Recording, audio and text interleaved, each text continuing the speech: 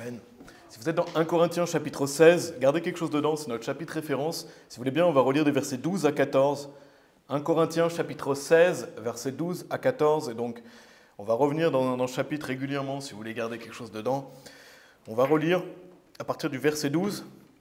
Il est dit « Quant à ce qui touche notre frère Apollos, j'ai grandement désiré qu'il vienne à vous avec les frères. Mais sa volonté n'était pas du tout de venir à présent.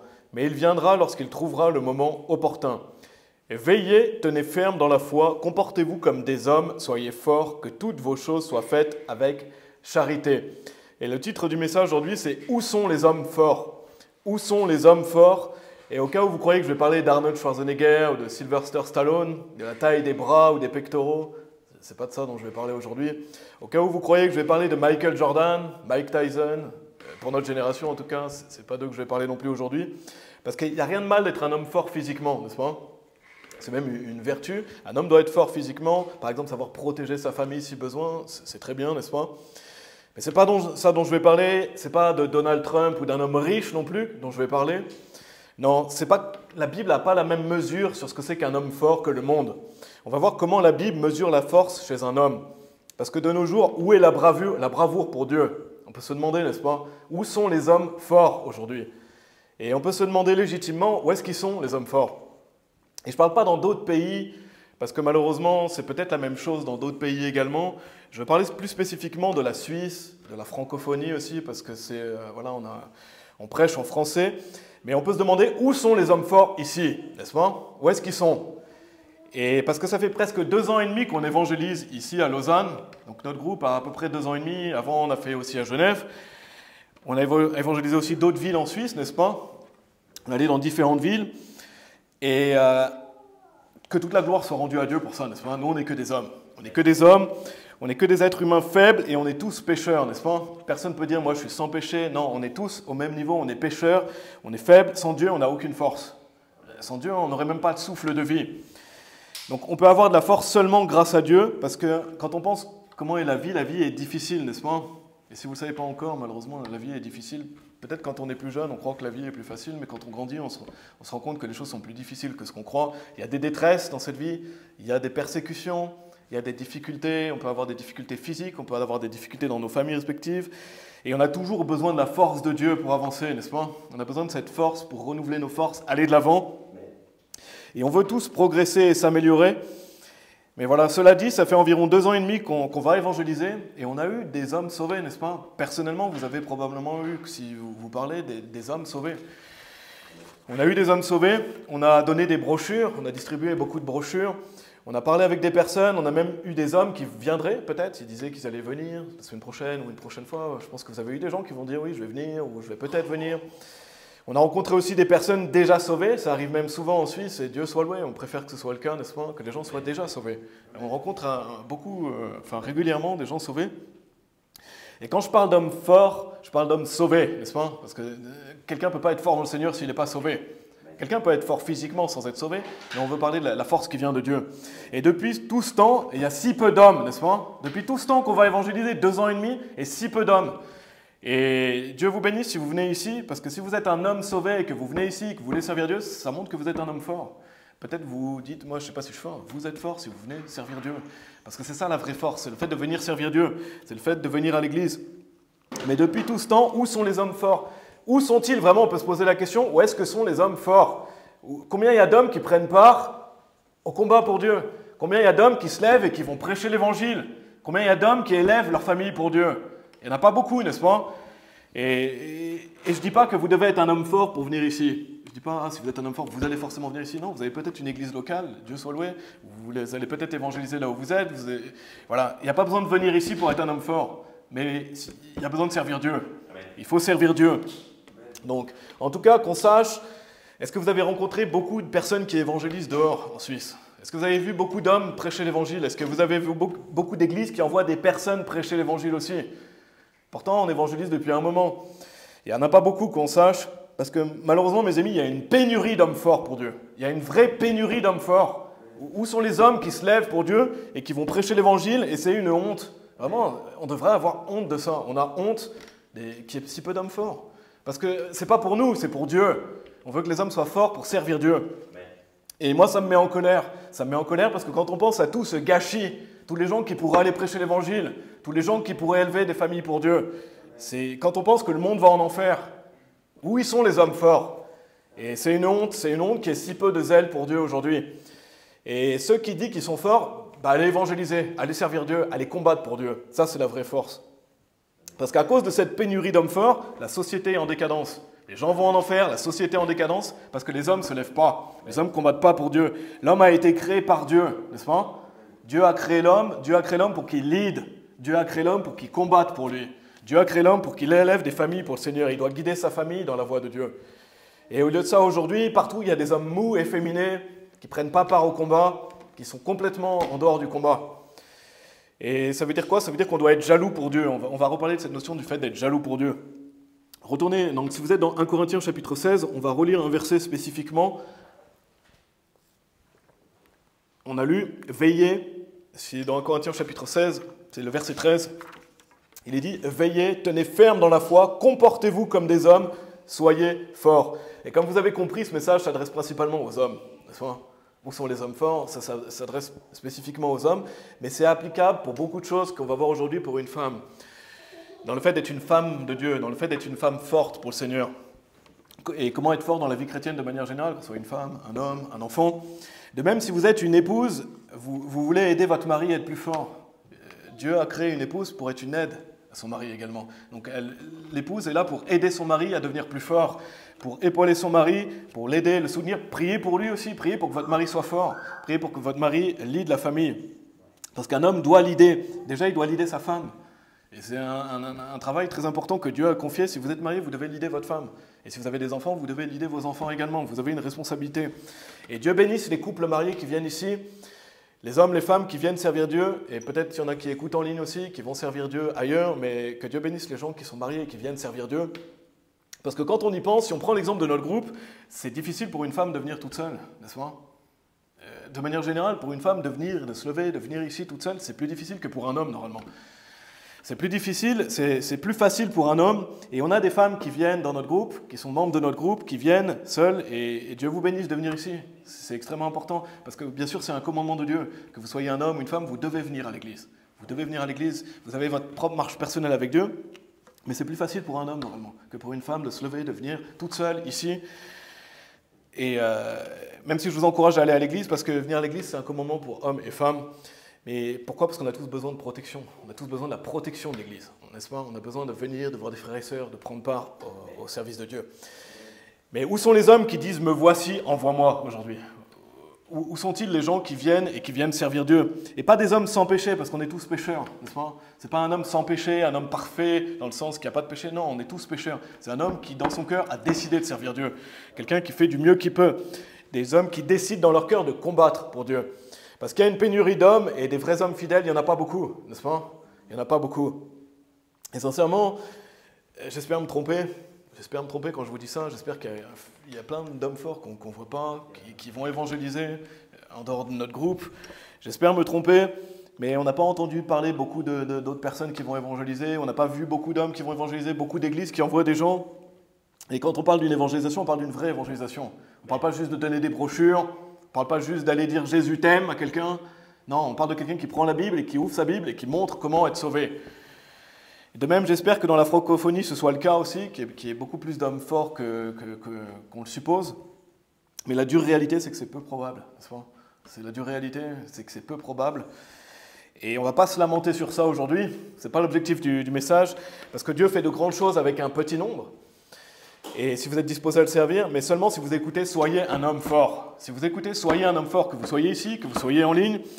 Faites la différence, donc le fait de combattre pour Dieu. Amen. Et la première partie, donc le titre du message, c'est « Où sont les hommes forts ?» Première partie, pourquoi il y a si peu d'hommes forts? On peut se demander pourquoi il y a si peu d'hommes forts. On peut vraiment se poser la question, c'est légitime, pourquoi si peu d'hommes? Pourquoi si peu d'hommes prennent part au combat pour Dieu? Pourquoi si peu d'hommes forts? Allez dans Proverbe 31, si vous voulez bien. Pourquoi si peu d'hommes forts? À cause de la captivité du péché. C'est la principale raison. La captivité du péché, le fait d'être captif du péché, le fait d'être esclave du péché, pris dans la servitude du péché. Beaucoup de gens ne servent pas Dieu à cause de ça. Pourquoi peu d'hommes viennent servir Dieu? À cause du péché. À cause du péché. Et bien sûr, on espère que ça change, que plus d'hommes servent Dieu ici ou ailleurs, parce que la parole de Dieu peut faire ça. Quand on prêche la parole de Dieu, les gens devraient se mettre en règle avec Dieu, apprendre, vouloir progresser. Et c'est bien également de prêcher justement sur ce genre de sujet pour que des hommes soient encouragés à venir servir Dieu. On veut que des hommes se réveillent et essayent de servir Dieu, progressent et réalisent à quel point ils doivent être dans le combat. Amen. Donc allez dans Proverbes chapitre 31. Proverbes chapitre 31, mais la Bible dit aussi, je vais simplement vous le lire, mais il est dit « Celui qui pense qu'il se tient debout prenne garde de peur qu'il ne tombe ». Donc même si vous dites « Moi aujourd'hui je marche avec Dieu », la force vient de Dieu, c'est continuel. On doit toujours continuer de marcher avec Dieu. Donc le fait de marcher toujours avec lui. Regardez Proverbes 31, des versets 1 à 9. Où sont les hommes forts? Pourquoi si peu d'hommes forts? À cause du péché. Proverbe 31, versets 1 à 9, il est dit « Les paroles du roi Lemuel, la prophétie que sa mère lui enseigna. Quoi mon fils, et quoi le fils de mon utérus, et quoi le fils de mes vœux? Ne donne pas ta vigueur aux femmes, ni tes agissements à ce qui détruit les rois. Ce n'est pas au roi, au Lemuel, ce n'est pas au roi de boire du vin, ni au prince des boissons fortes, de peur qu'ils ne boivent et oublient la loi, et pervertissent le jugement de tout affligé. » Verset 6. « Donne de la boisson forte à celui qui va périr, et du vin à ceux qui ont le cœur abattu. Laisse-le boire et oublier sa pauvreté, et ne plus se souvenir de sa misère. Ouvre ta bouche pour le muet, pour la cause de tous ceux qui sont voués à la destruction. » Verset 9. « Ouvre ta bouche, juge droitement, et plaide la cause des pauvres et des nécessiteux. » Et dans ce passage de Proverbe 31, sûrement le roi Lemuel, ça fait référence à Salomon. Je ne sais pas ce que vous croyez à ce sujet, mais je ne suis pas certain, mais je pense que c'est sa mère qui parle à son fils, ça parle du roi Salomon, mais ce n'est pas le plus important. Qui que ce soit, le plus important ici, c'est ce qui est enseigné à cet homme. Qu'est-ce que sa mère lui enseigne? Et ce que je veux souligner, la première chose qu'on voit ici, c'est que beaucoup d'hommes sont esclaves du péché et ne sont pas des hommes forts. Pourquoi? Parce qu'il est dit « Ne donne pas ta vigueur aux femmes, ni tes agissements à ce qui détruit les rois. » Pourquoi beaucoup d'hommes ne prennent pas part au combat pour Dieu? À cause de la fornication notamment. À cause de la fornication, c'est un gros problème de notre société aujourd'hui, n'est-ce pas? Et j'en ai déjà parlé récemment. Mais c'est accepté, c'est normalisé dans notre société. Avant, c'était quelque chose de plus honteux qu'aujourd'hui. C'est accepté, c'est promu par différents moyens, que ce soit par la publicité, par la musique, par la télévision, par les séries, comme si c'était quelque chose de normal. Mais beaucoup d'hommes ne viennent pas servir Dieu parce qu'ils sont esclaves de donner leur vigueur aux femmes. Ici, la mère dit à son fils, ne donne pas ta vigueur aux femmes. Et donc, comme on vient de le lire ici, ni tes agissements à ce qui détruit les rois. Donc, ils sont esclaves de donner leur vigueur aux femmes, par exemple par la fornication. Allez dans Apocalypse chapitre 1, si vous voulez bien, et gardez quelque chose dans Proverbe 31. Mais ici, il est dit, ni tes agissements, donc on voit ses actions. Quelqu'un qui est occupé à ça, tes agissements. Ne donne pas ta vigueur aux femmes, ni tes agissements. Et c'est intéressant parce qu'il est dit une mention de vigueur, et c'est la force, la vigueur. Au lieu de donner leur force à Dieu, ils donnent leur vigueur aux femmes. Donc ils sont esclaves du péché dans la situation. Ça ne parle pas d'un homme marié, bien sûr, ici. Ça parle d'un homme qui commet la fornication, ça parle d'un homme qui divorce, d'un homme qui va commettre l'adultère, ou ce genre de choses. Parce que nous, on est rois et prêtres de Dieu quand on est sauvé, n'est-ce pas? Regardez Apocalypse chapitre 1, verset 6, il est dit, donc le Seigneur Jésus, et il nous a fait rois et prêtres à Dieu et son Père. Jésus nous a fait rois et prêtres à Dieu et son Père. À lui soit gloire et domination pour toujours et à jamais. Amen. Donc quand il est dit « Ne donne pas ta vigueur aux femmes, ni tes agissements à ce qui détruit les rois », c'est les chrétiens. Les chrétiens sont des rois en Christ. Donc le Seigneur Jésus nous a fait rois à Dieu, donc ça ne convient pas aux chrétiens, n'est-ce pas? Ça ne convient pas aux chrétiens, ni tes agissements à ce qui détruit les rois. Et notez qu'il est dit, aussi intéressant, je ne vais pas trop développer ça, mais il dit « Ne donne pas ta vigueur aux femmes ». Ce n'est pas à ta femme, c'est aux femmes. Pourquoi? C'est là, visiblement, quelqu'un qui donne à plusieurs femmes. Peut-être qu'il commet la fornication, peut-être qu'il commet l'adultère. Enfin, sa mère met en garde son fils de ça. Il est dit aux femmes, parce que ça détruit les chrétiens, la fornication. Et c'est un grave péché, ça entraîne l'exclusion de l'Église, comme on avait vu aussi, on a étudié ensemble.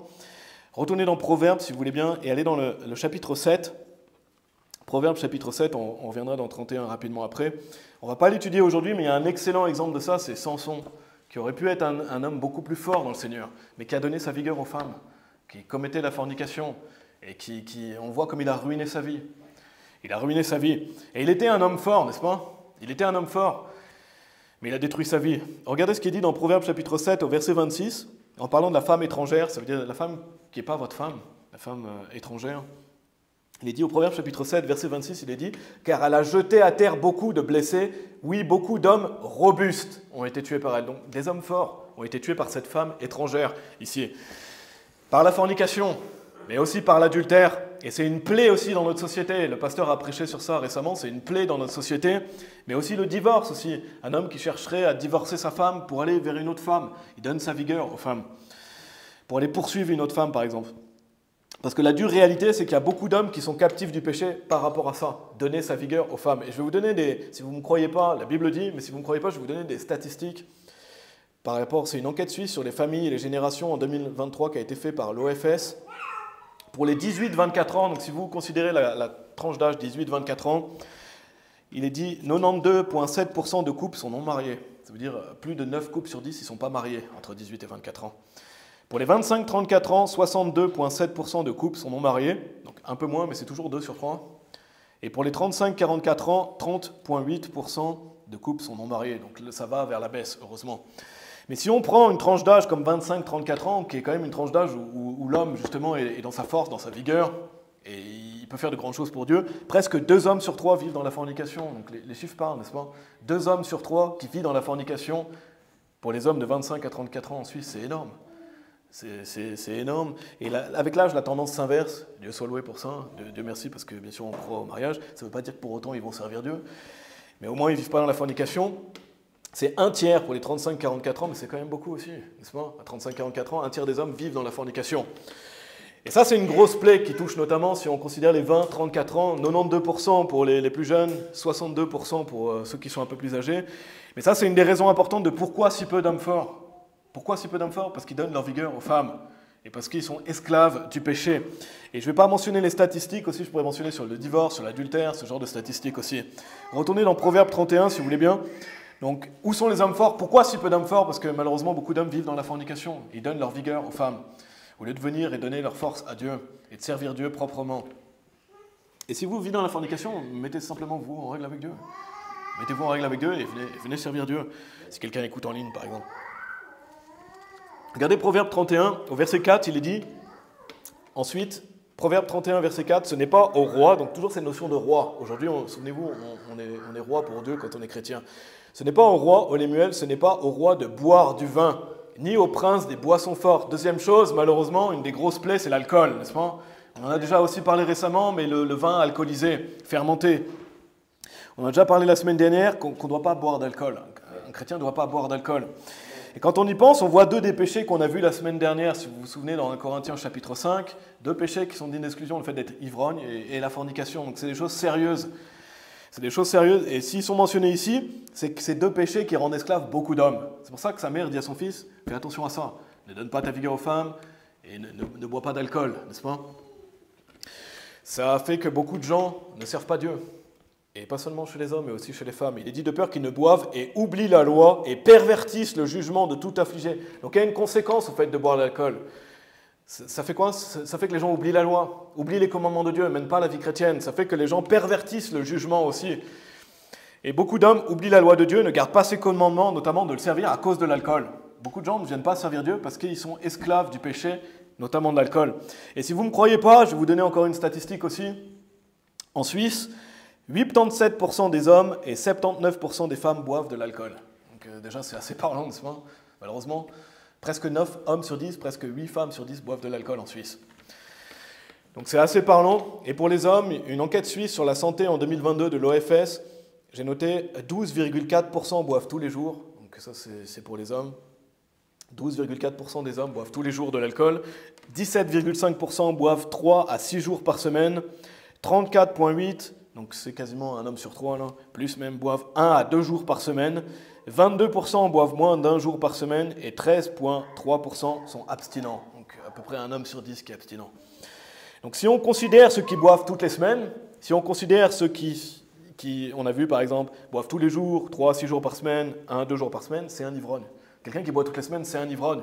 Si on considère ça, c'est 2 hommes sur 3. 2 hommes sur 3 qui est un ivrogne. Bibliquement, c'est énorme. C'est énorme, et certainement dans les 22% aussi, quand il est dit moins d'une fois par semaine, il y en a, ça se trouve, qui boivent toutes les 2 semaines aussi, qui pourraient être considérés comme un ivrogne, etc. Les cas sont à juger, mais voilà une des raisons importantes pourquoi si peu d'hommes forts, l'alcool. Et allez dans Ésaïe chapitre 5, si vous voulez bien. Ésaïe chapitre 5, c'est pour ça que sa mère met en garde son fils à ce sujet. Ça détruit, ça pervertit le jugement. Et ils oublient la loi. Et si vous oubliez la loi, vous n'allez pas venir servir Dieu. Ésaïe chapitre 5, verset 22. Et bien sûr, si une personne est tout juste sauvée, comme j'avais déjà dit, il faut que la personne apprenne à ce sujet, change, n'est-ce pas? Parce que des hommes ont peut-être l'habitude de boire de l'alcool, ils doivent apprendre que non, et ils doivent changer. Et c'est ce qu'on veut que les gens fassent. Si c'est quelqu'un qui boit, on veut que la personne arrête de boire, n'est-ce pas? On n'attend pas que voilà, personne n'est parfait, on est tous pécheurs. On veut que les gens changent à ce sujet. Regardez, Ésaïe chapitre 5, verset 22, il est dit « Malheur à ceux qui sont puissants pour boire le vin ». Là, c'est des gens forts, entre guillemets, pour boire le vin. Ça, c'est une honte. Malheur à ces gens-là, qui sont puissants pour boire 6 verres d'alcool, par exemple. Quand, par exemple, il y a des concours entre les hommes, ou qui c'est qui boit le plus, malheur à cette personne-là, malheureusement, parce qu'il est puissant, mais pour boire le vin, c'est de la faiblesse, c'est pas de la force. Et aux hommes vigoureux pour mêler la boisson forte. Ici, malheur aux hommes vigoureux pour mêler la boisson forte. Malheur aux hommes qui boivent beaucoup d'alcool. C'est une malédiction. Quand on voit le nombre de personnes qui meurent à cause de ça, quand on voit le nombre de personnes qui développent des maladies plus tard, quand on voit le nombre de personnes qui détruisent leur famille, ce n'est pas une bénédiction de boire de l'alcool. Au lieu d'être fort pour boire le vin, pourquoi pas être plutôt fort pour Dieu? Amen. Au lieu d'être fort pour aller donner votre vigueur à la boisson alcoolisée, pourquoi vous ne donnez pas votre vigueur à Dieu? Parce que notre société considère des fois un homme fort parce qu'il sait boire plus d'alcool que d'autres. Et notre société, malheureusement, il y a ça dans notre société. Ah, lui, c'est un homme fort parce qu'il sait boire du whisky, par exemple. Non, ce n'est pas un homme fort, c'est un homme faible. De même, notre société considère un homme fort un homme qui a beaucoup de conquêtes. C'est pareil, ce n'est pas un homme fort, c'est un homme faible. Il n'y a rien de fort à avoir beaucoup de conquêtes. Il n'y a rien de fort à commettre la fornication avec plusieurs... C'est faible de faire ça. Ce qui est fort, c'est de se marier et de rester marié jusqu'à la mort. Ça, c'est un homme fort. Donc, c'est faire preuve de faiblesse. Et donc là, je vous ai mentionné 2 péchés qu'on retrouve dans Proverbe 31, malheureusement, qui font que beaucoup d'hommes sont esclaves du péché. Mais il n'y a pas seulement ça, bien sûr. On peut ajouter la drogue. Malheureusement, de plus en plus de gens se droguent. On peut rajouter la convoitise, l'amour de l'argent. Beaucoup d'hommes sont après l'amour de l'argent, la convoitise de la chair.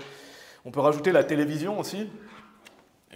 J'ai vu une statistique, simplement aller regarder rapidement, mais les Suisses passent en moyenne 2 heures par jour devant la télé. Donc, si, au lieu de passer 2 heures par jour devant la télé, ils servaient Dieu, il y aurait beaucoup plus d'hommes qui serviraient Dieu, n'est-ce pas? 2 heures par jour devant la télé, c'est une statistique sur la Suisse. Les jeux vidéo aussi, beaucoup d'hommes donnent leur vigueur aux jeux vidéo. Ils préfèrent être forts aux jeux vidéo plutôt que d'être forts pour Dieu. Et qui passent par exemple leur dimanche entier à jouer aux jeux vidéo. Le sport aussi, quand ça prend le temps pour servir Dieu. Il y a des gens qui sont dans le sport et ils ne servent pas Dieu parce qu'ils sont trop dans le sport, parce qu'il n'y a rien de mal à faire du sport. Donc c'est toutes des choses qu'on peut rajouter.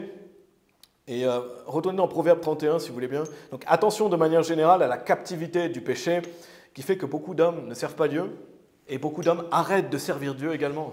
Et c'est pour ça qu'on doit prendre garde à ça. Beaucoup d'hommes commencent à servir Dieu, arrêtent de servir Dieu à cause du péché. Et notamment ce qu'on vient de voir. Donc pour finir, regardez dans Proverbe 31, on va finir cette partie. Proverbe 31, on va lire le verset 10. C'est un peu hors sujet, mais je veux le mentionner. Il est dit, Proverbe 31, verset 10, il est dit « Qui peut trouver une femme vertueuse ?» Et ça pourrait être le titre d'un sermon également. Où sont les hommes forts, mais qui peut trouver une femme vertueuse également? Car son prix est bien au-delà des rubis. Donc je pourrais faire le même message pour les femmes. Où sont les femmes fortes? Qui peut trouver une femme vertueuse? Parce que malheureusement, peu de femmes veulent vivre pour Dieu également, n'est-ce pas? Peu de femmes veulent vivre pour Dieu, peu de femmes veulent vivre la vie chrétienne dans une société infectée par le féminisme, n'est-ce pas? Une société complètement infectée de tous les côtés par le féminisme. Et c'est pourquoi on veut être fort. Si vous êtes un homme, vous voulez être fort. Si vous êtes une femme, vous voulez être forte pour Dieu. Faire la différence, n'est-ce pas? Faire la différence. Retournez dans 1 Corinthiens chapitre 16. Donc, c'était la première partie, où sont les hommes forts? On peut se poser la question en première partie, pourquoi si peu d'hommes forts? Malheureusement à cause du fait d'être esclave du péché, captif par le péché. Deuxième partie, qui sont les hommes forts? Parce que oui, où sont les hommes forts, mais qui sont-ils maintenant? Et bien sûr, ça pourrait faire une série de 2-3 sermons, on va faire qu'effleurer le sujet, mais on va le regarder à travers 1 Corinthiens chapitre 16, des versets 12 à 14, si vous voulez bien. 12 à 14, il y a certaines choses que je vais souligner plus que d'autres aujourd'hui. Il est dit « Quant à ce qui touche notre frère Apollos, j'ai grandement désiré qu'il vienne à vous avec les frères, mais sa volonté n'était pas du tout de venir à présent, mais il viendra lorsqu'il trouvera le moment opportun. » Donc Paul, ici, écrit aux Corinthiens, et notamment Apollos, on sait que c'est un homme fort, on sait que c'est quelqu'un qui est fort dans les Écritures, et un peu plus tôt, frère Tristan l'a lu, mais Paul dit qu'il ne va pas venir tout de suite, ici Apollos dit qu'il ne va pas venir tout de suite, donc Paul donne donne des commandements à suivre aux Corinthiens, notamment au verset 13. Il dit « Veillez, tenez ferme dans la foi, comportez-vous comme des hommes, soyez forts. » Donc comme un père pourrait dire à son fils « Fais ça ». Il dit aux Corinthiens « Soyez comme ça. » Que toutes vos choses soient faites avec charité. Donc maintenant, on peut se demander qui sont les hommes forts, parce qu'on veut l'être, n'est-ce pas? Si vous êtes un homme, j'espère que vous voulez être un homme fort. On veut être un homme fort, on veut essayer, on veut progresser dans ce domaine. Si vous êtes un homme, vous voulez être fort pour Dieu. Donc qui sont les hommes forts? Ce n'est pas ce que le monde exalte ou idolâtre. C'est pour ça, je vous ai dit, je ne vais pas parler d'Arnold Schwarzenegger, c'est ma génération, mais peut-être qu'il y en a d'autres aujourd'hui. Je ne vais pas parler de Stallone, je ne vais pas parler d'un sportif de haut niveau, je ne vais pas parler d'un homme riche. Ce n'est pas ce que la Bible dit sur un homme fort. Parce que qui est l'homme le plus fort qui a existé sur terre? C'est le Seigneur Jésus-Christ, n'est-ce pas? Dieu manifesté dans la chair. C'est l'homme le plus fort qui est venu sur terre. Il est l'homme parfait, bien sûr, il est Dieu fait chair. Amen. Il n'était pas un simple homme. Mais il a pris un corps de chair. Il a pris un corps d'homme. Donc nous, on peut regarder au Seigneur Jésus-Christ, on veut ressembler le plus possible au Seigneur Jésus-Christ. Donc, le Seigneur Jésus, quand on lit les évangiles, quand on lit la parole de Dieu, on sait qu'il a été rejeté par beaucoup, n'est-ce pas? Et qu'il a été crucifié. Donc l'homme fort par excellence, l'homme le plus fort qui est venu sur terre, il a été rejeté par le monde, n'est-ce pas? Il a été rejeté par le monde. Il a été rejeté par le monde, donc on peut regarder au Seigneur Jésus pour savoir qui est un homme fort. Comment on sait qui est un homme fort? En lisant la Bible, n'est-ce pas? Qu'est-ce que Dieu dit sur ce que c'est qu'être un homme fort? Parce que Jésus est la parole de Dieu. C'est dans la parole de Dieu que vous retrouvez qui est un homme fort. Qu'est-ce que la Bible enseigne sur le fait d'être un homme fort?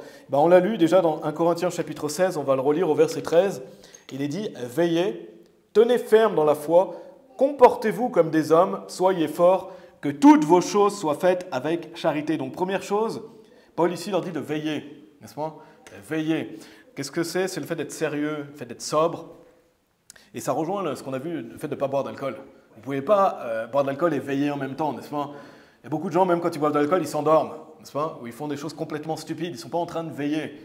Et à partir du moment où vous buvez un verre d'alcool, vous n'êtes pas sobre. Vous ne pouvez plus veiller correctement, n'est-ce pas?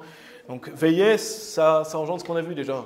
Se tenir loin de l'alcool, de la drogue, c'est le fait d'être sérieux, ni se droguer. Allez dans Colossiens chapitre 4, si vous voulez bien, et toujours garder quelque chose dans 1 Corinthiens chapitre 16, mais allez dans Colossiens chapitre 4, juste un peu plus loin. Donc première chose, le fait de veiller, je vais vous lire 1 Pierre chapitre 4, verset 7. En attendant, il est dit « Mais la fin de toute chose est à portée de la main, soyez donc sobres et veillez à prier. » Donc c'est beaucoup relié, le fait d'être sobre et de veiller, n'est-ce pas? Si vous voulez veiller, vous devez être sobre. Et donc c'est quelque chose qu'un chrétien doit faire.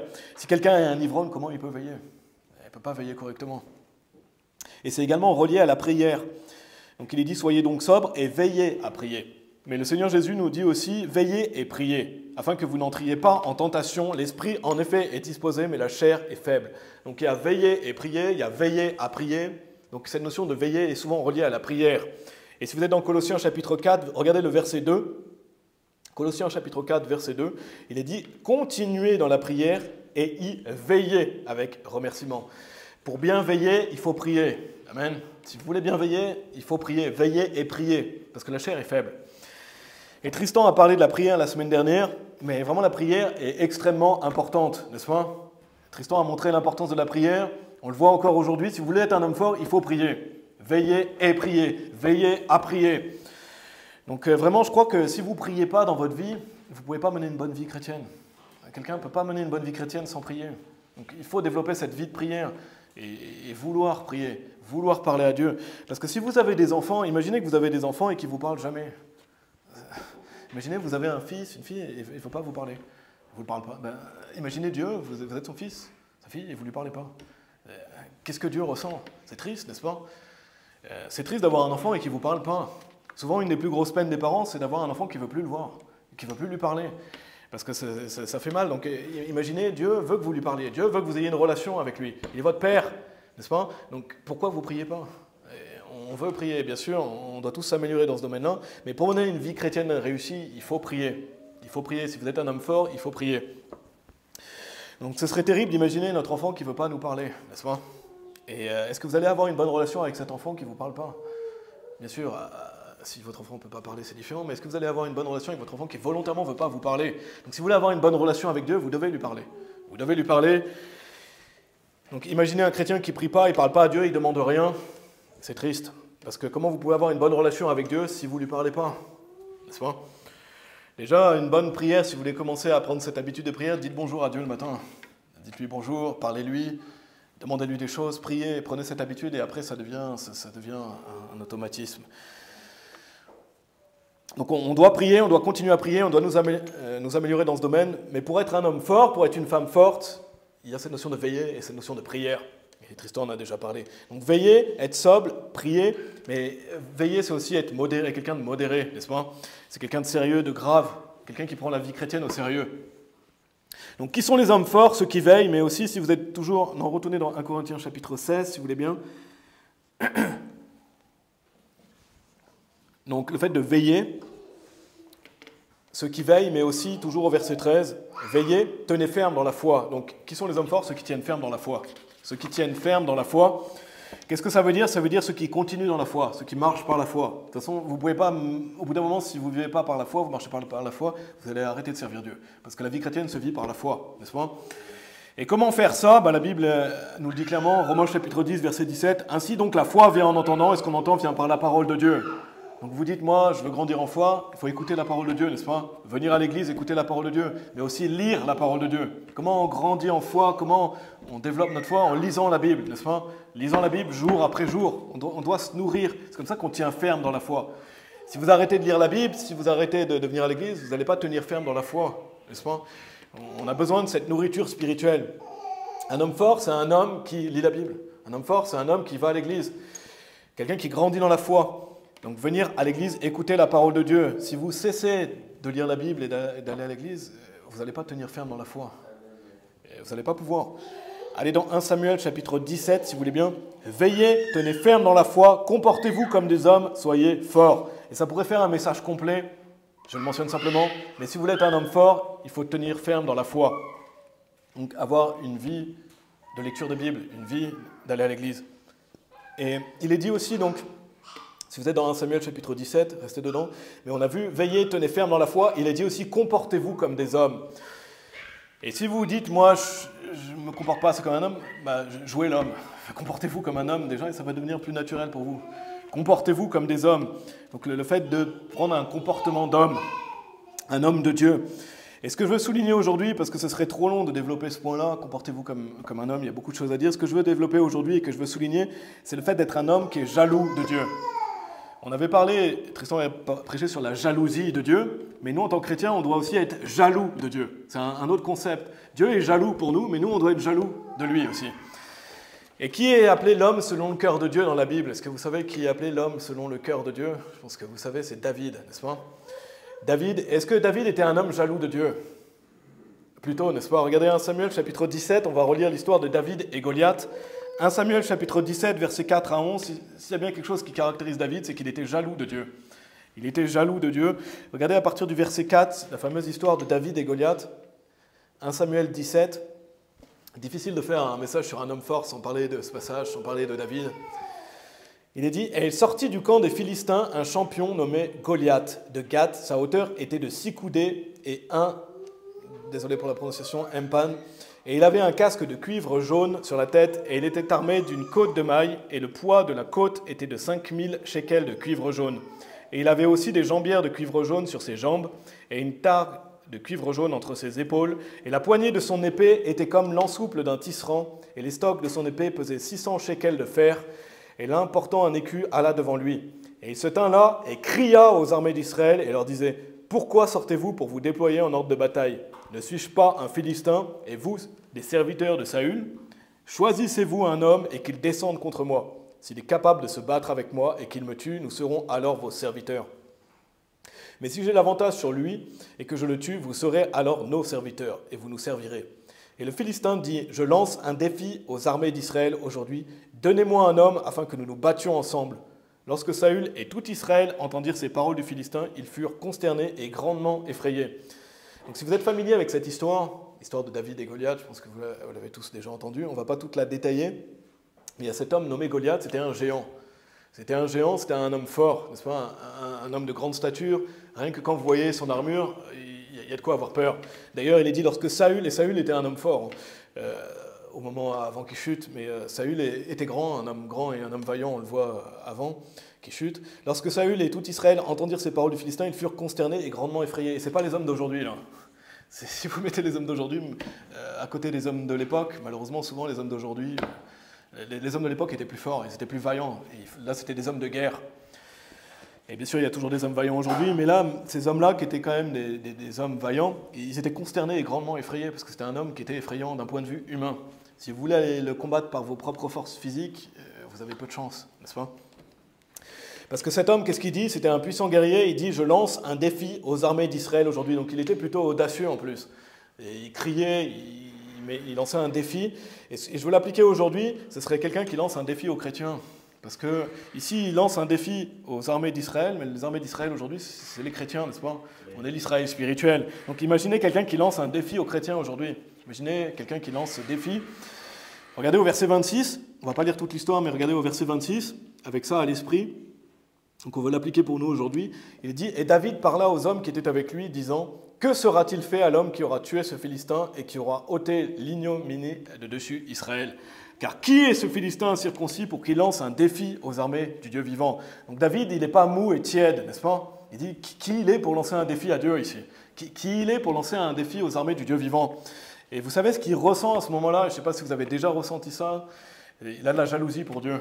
Il est jaloux de Dieu. Il se dit qui est cet homme pour défier Dieu? Qui est cet homme face aux armes? Et puis il est même jaloux de son peuple aussi. Mais il est jaloux de Dieu, il dit « Qui est ce Philistin incirconcis pour qu'il lance un défi aux armées du Dieu vivant ?» Comme un homme pourrait être jaloux de sa femme, n'est-ce pas? Un homme qui serait jaloux de sa femme. Ici, David est jaloux de Dieu, parce que David aimait Dieu. Donc, il a une saine colère parce qu'il est jaloux de Dieu. Il veut se battre pour Dieu, il veut défendre Dieu, n'est-ce pas?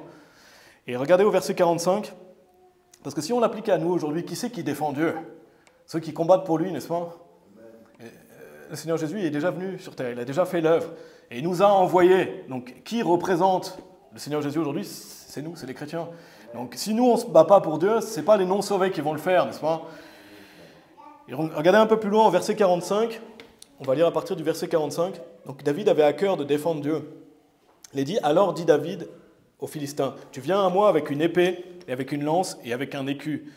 Mais moi, je viens à toi dans le nom du Seigneur des armées, le Dieu des armées d'Israël, à qui tu as lancé un défi. Aujourd'hui, le Seigneur te livrera en ma main, et je te frapperai, et je t'ôterai la tête, et je donnerai les cadavres du camp des Philistins ce jour aux volatiles dans l'air, et aux animaux sauvages de la terre, afin que toute la terre puisse savoir qu'il y a un Dieu en Israël. Et toute cette assemblée saura que le Seigneur ne sauve ni par l'épée, ni par la lance, car la bataille est au Seigneur, et il vous livrera entre nos mains. Et il arriva, lorsque le Philistin se leva et vint, et s'approcha à la rencontre de David, que David se hâta et courut vers l'armée pour rencontrer le Philistin. Et David mit sa main dans son sac, et prit une pierre, et la lança avec sa fronde, et frappa le Philistin à son front, si bien que la pierre s'enfonça dans son front, et il tomba son visage contre terre. À travers ce passage, quelle est la motivation de David? Pourquoi David vient affronter Goliath? Afin que toute la terre puisse savoir qu'il y a un Dieu en Israël.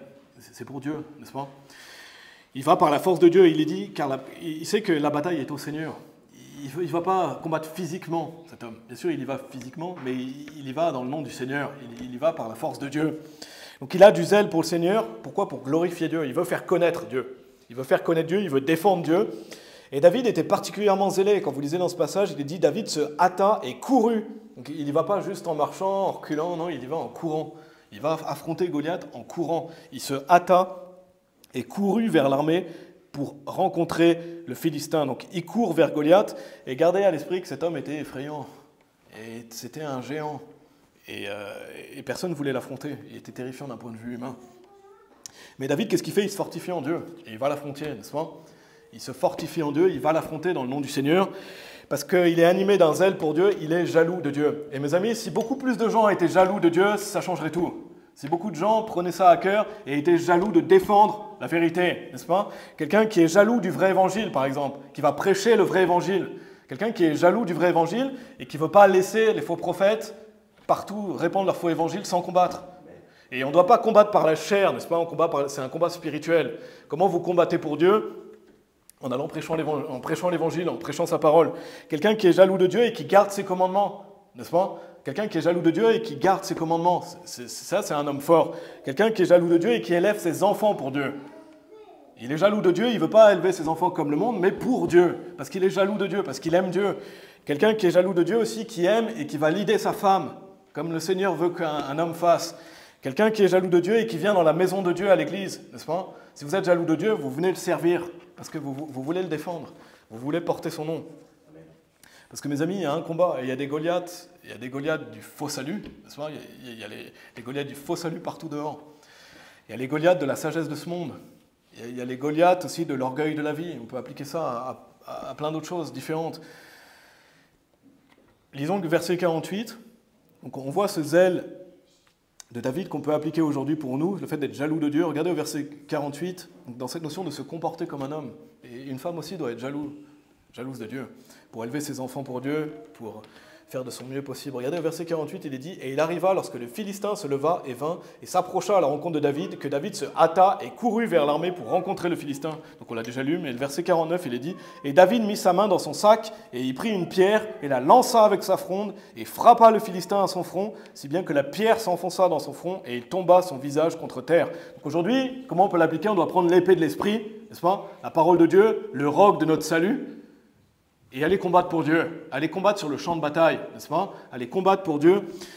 Et on doit être des hommes forts pour le Seigneur. Soyons des hommes forts pour le Seigneur. Qui sont les hommes forts? Ceux qui sont jaloux de Dieu. Amen. Ceux qui sont jaloux de Dieu, comme l'était David. On a vu, veillez, tenez ferme dans la foi, comportez-vous comme des hommes, soyez forts. Et c'est un des comportements d'un homme fort.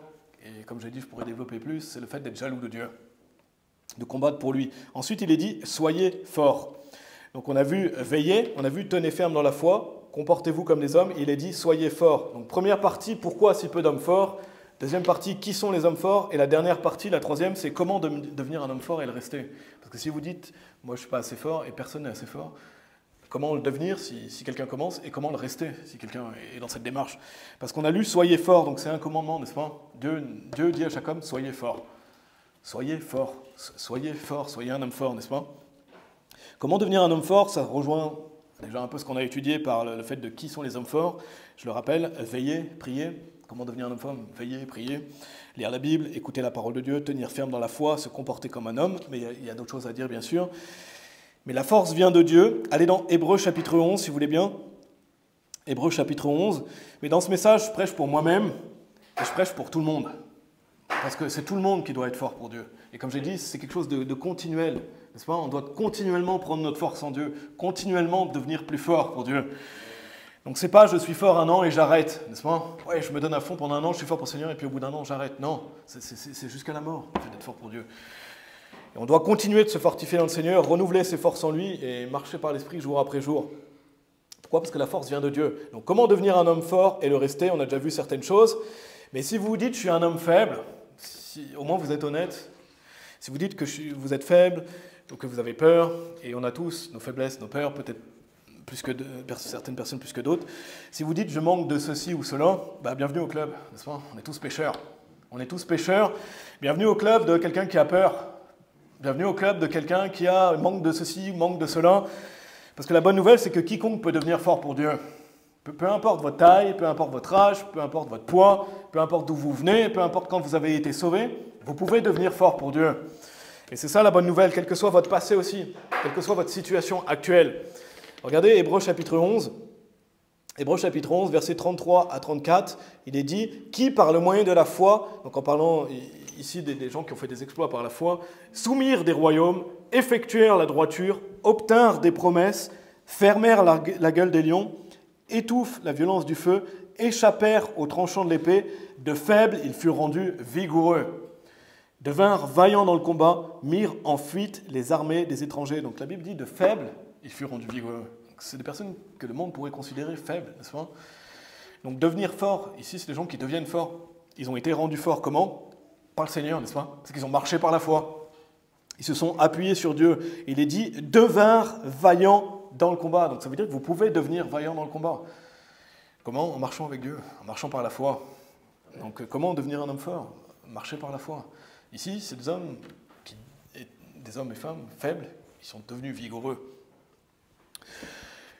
Pourquoi? Parce que je veux bien que vous reteniez une chose, s'il vous plaît, aujourd'hui, et retenez ça, c'est que devenir fort pour le Seigneur ou être fort pour le Seigneur, ça commence dans votre cœur. C'est une disposition du cœur, en fait. Si quelqu'un ne veut pas être fort pour Dieu, il ne sera jamais fort pour Dieu. Si vous voulez être fort pour Dieu, ça commence dans votre cœur. Pourquoi David était l'homme selon le cœur de Dieu? Parce qu'il avait disposé dans son cœur d'être fort pour Dieu, il s'est fortifié en Dieu. Le secret de la vie chrétienne, c'est de vouloir dans votre cœur vivre pour Dieu. C'est une disposition du cœur. Et vous devez décider dans votre cœur d'être fort pour Dieu. Et mes amis, Dieu, il est sur son trône, on le sait, n'est-ce pas? Il est tout puissant, il a autant de force il peut nous donner une force inépuisable, n'est-ce pas? Donc Dieu, il veut nous fortifier, il veut combattre pour nous, donc ça dépend de vous en fait. Ça dépend de vous, est-ce que vous voulez cette force, est-ce que vous voulez la mettre en pratique?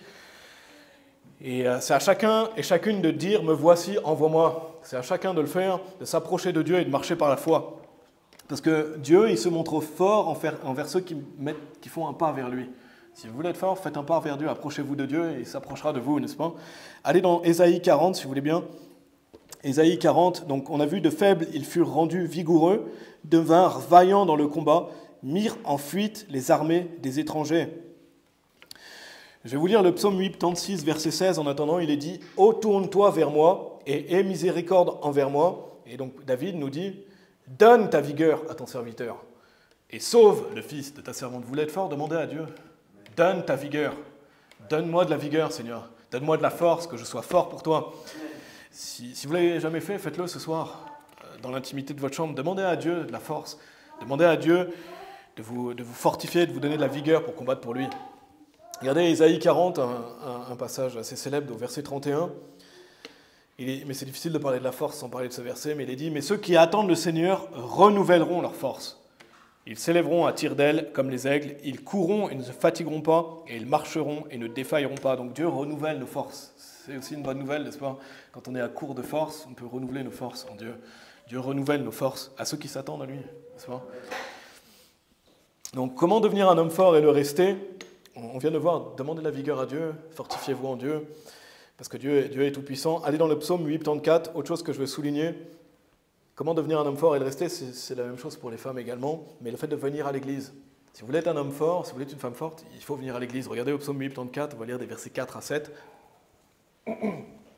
Il est dit « Bénis sont ceux qui demeurent dans ta maison, ils continueront de te louer, c'est là. Béni est l'homme dont la vigueur est en toi, dans le cœur duquel sont les chemins, qui traversent la vallée de Baca, en font un puits. La pluie aussi remplit les mares. Ils marchent avec de plus en plus d'intensité, chacun d'eux paraît devant Dieu en Sion. » Donc, après avoir parlé de la bénédiction de venir à l'église, parce qu'il est dit « Bénis sont ceux qui demeurent dans ta maison », bien sûr, la maison de Dieu aujourd'hui, c'est l'église, n'est-ce pas? Il est mention d'être béni, d'avoir sa force en Dieu. Et il n'y a pas de hasard si, après avoir parlé de l'église, il est mention du fait d'avoir sa vigueur en Dieu. Et au verset 7, dans la King James française, ils l'ont traduit par « il marche avec de plus en plus d'intensité », mais dans la King James, c'est le mot « strength », donc le mot « force » en fait. On pourrait dire « il marche avec de plus en plus de force, d'intensité ». Donc c'est la notion de force. Donc on voit quelqu'un qui marche avec de plus en plus de force. Si vous voulez marcher avec de plus en plus de force, il est dit « bénis sont ceux qui sont dans la maison ». Je paraphrase, mais il faut venir à l'église, n'est-ce pas?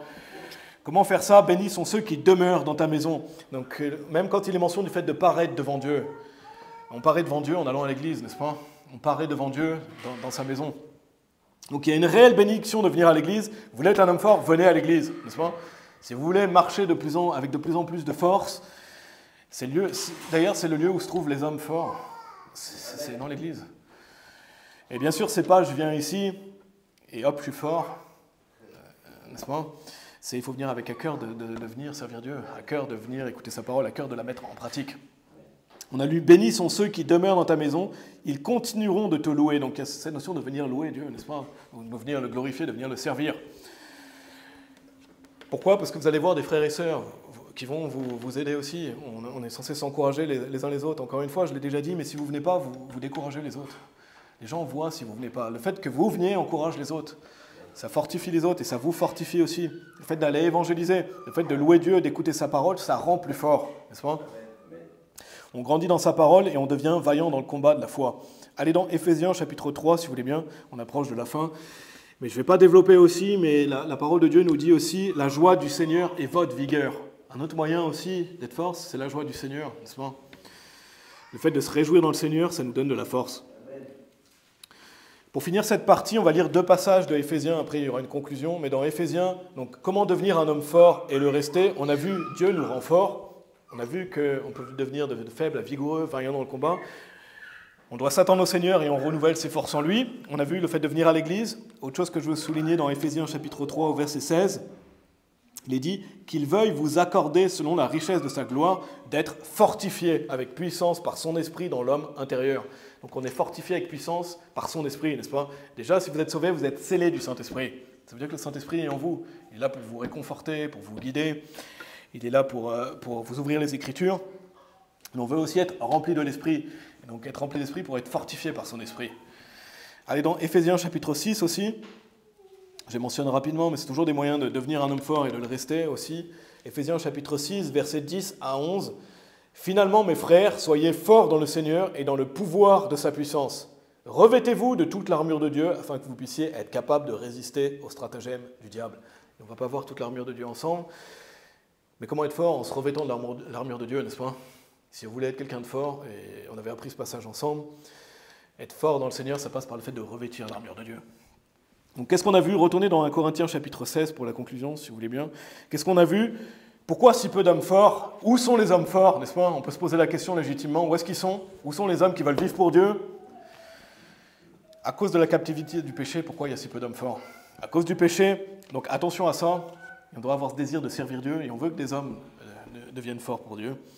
Et c'est l'objectif de ce message aujourd'hui, n'est-ce pas? On veut que peut-être des hommes qui écoutent plus tard ou qui écoutent combattent pour Dieu.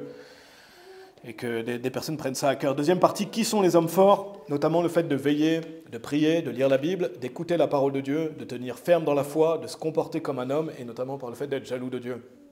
On a vu dans la troisième partie comment devenir un homme fort et le rester. Dieu nous rend fort, on doit s'attendre au Seigneur et renouveler ses forces en lui, le fait de venir à l'église et le fait de se revêtir de l'armure de Dieu. Donc, où est-ce que vous allez trouver les hommes forts? À l'église. À l'église. Malheureusement, le monde trouve ça bien souvent, les gens rigolent, ah, tu vas à l'église, etc. Mais c'est là où sont les hommes forts. C'est là où vous êtes envoyés pour aller prêcher l'évangile. C'est là où vous venez écouter la parole de Dieu. Dernière chose, regardez 1 Corinthiens chapitre 16, versets 13 à 14. On va conclure avec le verset 14. Donc Paul nous dit, veillez, tenez ferme dans la foi, comportez-vous comme des hommes, soyez forts, et c'est valable pour nous aujourd'hui, n'est-ce pas? Il est dit que toutes vos choses soient faites avec charité. Donc c'est conclu par le verset 14. On va le conclure plutôt.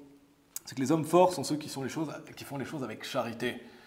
Un homme fort est quelqu'un qui fait les choses avec charité, qui marche dans la charité. Donc quelqu'un qui aime Dieu, quelqu'un qui aime son prochain. Amen. Quelqu'un qui marche avec charité. Par exemple, si vous avez une famille, si vous êtes un mari ou un père, vous devez avoir de l'amour pour votre femme, de l'amour pour votre famille. De même avoir de l'amour pour son prochain. Un homme fort, c'est un homme qui agit avec charité. Pourquoi le Seigneur Jésus, bien sûr, on sait que le Seigneur Jésus n'était pas un simple homme, il était Dieu fait chair, mais pourquoi le Seigneur Jésus, en s'incarnant sur terre, est l'homme le plus fort qui soit? Parce qu'il incarnait la charité même, n'est-ce pas? Il incarnait la charité même, il est venu mourir pour nous, par amour pour nous, n'est-ce pas? Il a vécu toute cette souffrance parce qu'il aime l'humanité.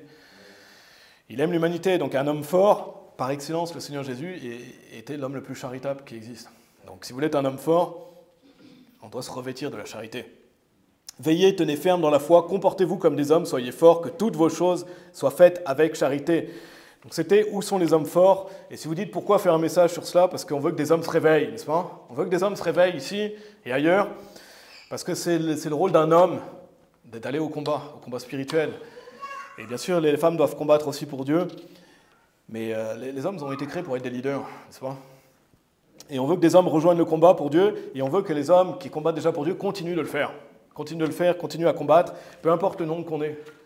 Faites la différence, soyez forts pour Dieu. Et soyez jaloux de Dieu. Pensez à Dieu. Et si peu de gens qui viennent le servir, ça doit être déjà rien que ça, un moteur pour continuer à le servir, de penser qu'on est là pour le servir et pour le représenter, n'est-ce pas? On va prier. Merci Père, merci pour ta parole. Merci Seigneur de nous avoir sauvés, Seigneur. Merci de donner à chaque personne qui est présente ici, qui nous écoute en ligne ou qui est membre de notre groupe, de la force et de la vigueur, Seigneur. Et que nous puissions être un peuple courageux et fort pour toi, Seigneur. Et je le disais tout à l'heure, on a tous des peurs, des doutes, tous dans un corps de chair, mais le plus important, c'est d'agir malgré la peur, de se mettre, de combattre pour Dieu, pour toi, Seigneur, de renouveler nos forces en toi. Je prie pour que tu donnes de la force aux personnes qui sont présentes. Je prie pour que tu puisses envoyer des hommes forts dans notre groupe, des femmes fortes aussi, Seigneur, des familles fortes, Seigneur, pour venir te servir, Seigneur. Et que nous puissions garder cette jalousie pour toi, Seigneur, et que nous puissions continuer à te servir ici par amour, Seigneur, avec charité. Merci Père pour ta parole, on prie pour l'évangélisation après, que ça puisse être fructueux, Seigneur, qu'on puisse mettre en pratique ta parole, et que chacun et chacune puisse bien entrer aussi à domicile et revenir la semaine prochaine, Seigneur, au nom de Jésus-Christ. Amen.